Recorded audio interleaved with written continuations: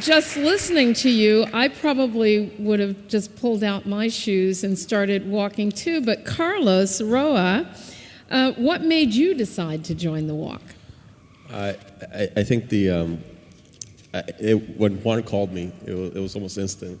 I remember saying, "Yeah, definitely." I mean, it made so much sense to us, as members of SWEAR and everything that we were going through as undocumented immigrants, undocumented youth. The one thing that I could say that made me want to do the walk was the honor of my mother, in memory of my mother, who battled cancer for over a decade and remained in this country and raised us. And it was that battle in order to pay tribute to that sacrifice, that immigrant sacrifice that all of our parents have done. They sacrificed their lives for the well-being of their children. And so, that's a testament. And so that's why I decided to do that. Thank you.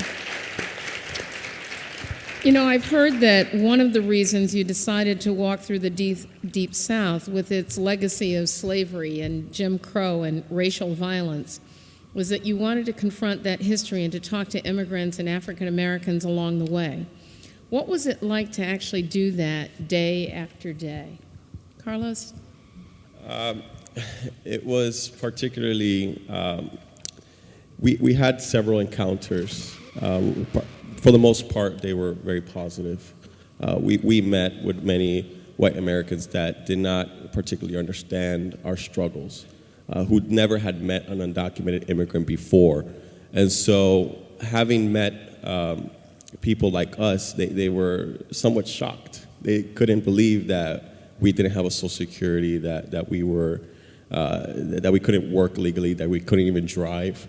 And so that was very important, and we have to continue doing that outreach.